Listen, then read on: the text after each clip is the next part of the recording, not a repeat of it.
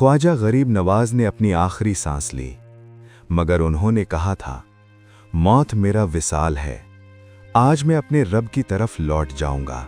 जब ख्वाजा गरीब नवाज और उनके मुरीद आना सागर झील के किनारे वुज़ू और गुस्ल करते थे तो राजा के सिपाहियों ने उन्हें रोकने की कोशिश की और आना सागर का पानी इस्तेमाल करने से मना कर दिया। ख्वाजा साहब ने अपने एक मुरीद को एक कूज़ा दिया और कहा कि आना सागर से पानी भरकर लाओ। जब मुरीद ने कूज़ा आना सागर के पानी में डुबोया तो पूरी झील का पानी उस छोटे से कूज़े में समा गया और आना सागर बिल्कुल सूख गया। अब यहाँ आपके राजा के ऊँट ही बैठेंगे। ये ऊँट उठते क्यों नहीं?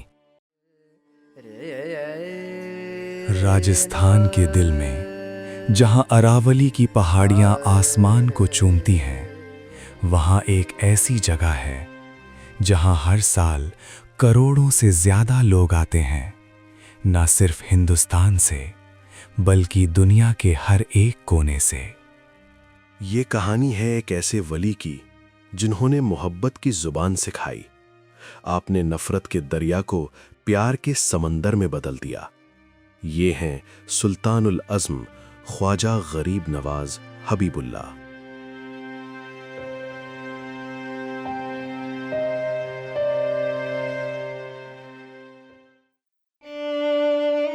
(1135 ईस्वी में बगदाद और ईरान के बीच इस्फहान के अंदर सीस्तान में ख्वाजा गियासुद्दीन के घर ख्वाजा साहब की आमद होती है, जिनका नाम हसन रखा गया।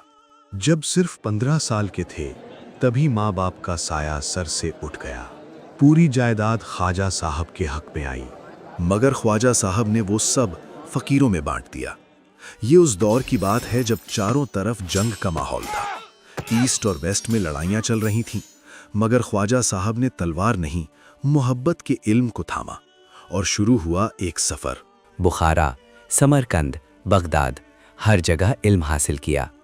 इब्राहिम कंदूजी जैसे बुजुर्गों से तालीम ली और फिर हिंदुस्तान की तरफ रुख किया।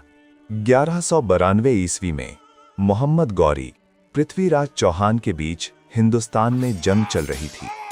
तलवारें चल रही थीं, खून बह रहा था। मगर ख्वाजा गरीब नवाज का मकसद अलग था। उन्होंने लाहौर, दिल्ली होते हुए अजमेर का रास्ता पकड़ा। क्यों? क्योंकि अजमेर वो जगह थी जहां सबसे ज्यादा जरूरत थी अमन की, मोहब्बत की, इंसानियत की। उस वक्त अजमेर चौहान हुकूमत की राजधानी था। पृथ्वीराज चौहान की हुकूमत थी। चारों तरफ लड़ाई चल रही थी और ऐसे माहौल में ख्वाजा साहब आकर आना सागर के किनारे एक छोटी सी झोपड़ी में रहने लगे।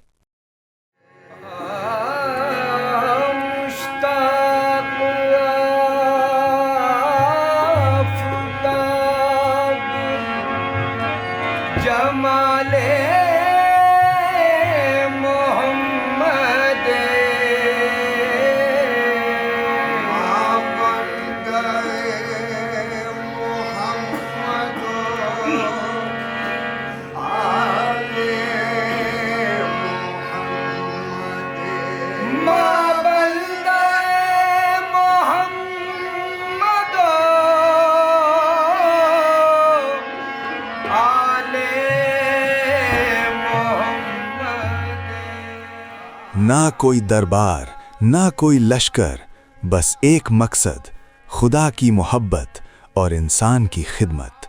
धीरे धीरे लोग आने लगे। हिंदू, मुस्लिम, राजपूत, ब्राह्मण, गरीब, अमीर, सब, क्योंकि ख्वाजा साहब का पैगाम आसान ही था।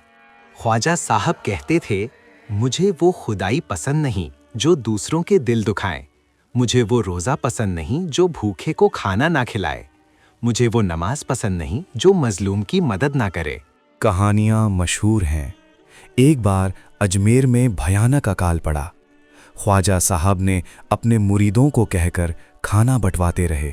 दिन रात खाना बटा, मगर वो तब तक ख़त्म नहीं हुआ जब तक अकाल ख़त्म नहीं हुआ। ये वही रिवाज है जो आज भी दरगाह में लंगर के नाम से जाना जाता है और आज भी हज़ारों किलो खाना वहाँ बांटा जाता है।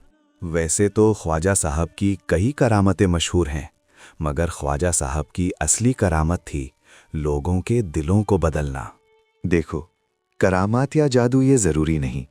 ज़रूरी ये है कि ख्वाजा साहब ने उस दौर में जो नामुमकिन था वो कर दिखाया। बड़े सगीर हिंद में मोहब्बत की रोशनी को फैलाया। ये है ख्वाजा की असली करामात। मैं हर साल आता हूँ क्योंकि यहाँ सिर्फ एक ही ज़बान है, मोहब्बत की ज़बान। यहाँ हिंदू मुस्लिम नहीं, बस इंसान है। 6 रजब 1236 ईस्वी। ख्वाजा गरीब नवाज ने अपनी आखिरी सांस ली, मगर उन्होंने कहा था, मौत मेरा विसाल है, आज मैं अपने रब की तरफ लौट जाऊंगा। और तब से हर साल रजब के महीने में दुनिया भर से लाखों लोग आते हैं गरीब नवाज के ये उर्स मनाने, इस छठी शरीफ को मनाने। आज अजमेर शरीफ दरगाह एशिया की सबसे बड़ी सूफी दरगाह है। हर रोज हजारों लोग, हर साल करोड़ों से ज्यादा जायरीन यहाँ आते हैं। राजा, महाराजा, वजीर आजम, अभिनेता, आम इंसान सब यहाँ आते हैं। वैसे तो गरीब नवाज की बहुत सी करामातें मशहूर हैं और उनमें से एक है अजमेर के आना सागर को अपने छोटे से कासे में भर लेना।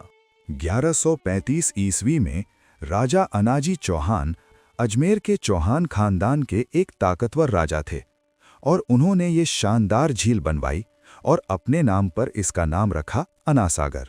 आना सागर उस जमाने की कारीगरी का कमाल था।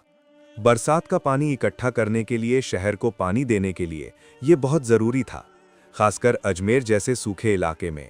1192 ईस्वी ख्वाजा मोइनुद्दीन चिश्ती जब अजमेर आए तो पूरे शहर में दहशत का माहौल था। जंग के बाद का माहौल, डर, नफरत। ख्वाजा साहब ने आना सागर के किनारे एक जगह देखी, शांत, सुकून से भरी, और वहीं अपना मकाम बनाया। आना सागर का किनारा ये सिर्फ शांत जगह नहीं थी, बल्कि पानी सूफियों में जिंदगी का निशान है, पाकीज़गी की निशानी है। ख्वाजा साहब ने वहीं से अपना मकसद यानी काम शुरू किया, लोगों के दिलों को पाक करना। जब ख्वाजा गरीब नवाज और उनके मुरीद आना सागर झील के किनारे वुज़ू और गुस्ल करते थे तो राजा के सिपाहियों ने उन्हें रोकने की कोशिश की और आना सागर का पानी इस्तेमाल करने से मना कर दिया। ख्वाजा साहब ने अपने एक मुरीद को एक कूज़ा दिया और कहा कि आना सागर से पानी भरकर लाओ। जब मुरीद ने कूज़ा आना सागर के पानी में डुबोया तो पूरी झील का पानी उस छोटे से कूज़े में समा गया और आना सागर बिल्कुल सूख गया। जब शहर के लोगों और राजा के आदमियों को पता चला कि एक मुसलमान बुजुर्ग ने अपने करामात से पूरी झील को सुखा दिया है तो पूरा अजमेर हैरान रह गया। आम लोग और राजा और उनके सिपाहियों में अफरा तफरी मच गई। अजमेर शहर के लोग परेशान होने लगे और राजा के पास जाकर पानी ना मिलने की शिकायत करने लगे कि अब हम पानी कहाँ से लाएंगे राजा साहब। तब राजा ने अपने सारे सिपाहियों को हुक्म दिया कि जाओ जाकर उन फकीर को तलाश करो और उनसे माफ़ी मांगो, तुम लोगों ने एक सच्चे फकीर का दिल दुखाया है। सारे सिपाही पूरे अजमेर शहर में फैल गए और अचानक उनको दूर ख्वाजा साहब और उनके मुरीद दिखाई दिए। सारे सिपाही घबराए हुए थे।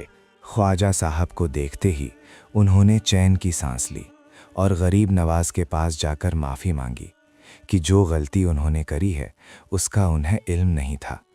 हम नहीं जानते थे कि आप एक सच्चे फ़कीर हैं। हमें माफ़ कर दें ख्वाजा साहब और आना सागर में पानी वापस लेकर आ जाइए। ये सुनते ही ख्वाजा साहब ने अपने मुरीद शादी देव को कहा, शादी देव, कूजे में भरा हुआ पानी वापस आना सागर झील में डाल दो। शादी देव ने कहा, जी बेहतर हुजूर। शादी देव ने आना सागर झील के पास जाकर सारा पानी वापस आना सागर में डाल दिया। पूरा आना सागर पानी से लबालब भर गया। ये देख सभी लोग बहुत खुश हुए और गरीब नवाज का शुक्रिया अदा करा। तो ये थी ख्वाजा गरीब नवाज की एक छोटी सी करामात। ऐसी बहुत सारी करामात हैं जो ख्वाजा साहब ने इस दुनिया को दिखाई, जिन्हें आज भी पूरी दुनिया याद करती है। इस करामात को देखकर बहुत सारे लोगों ने इस्लाम कबूल किया और अजमेर में इस्लाम की तालीम फैलनी शुरू हुई।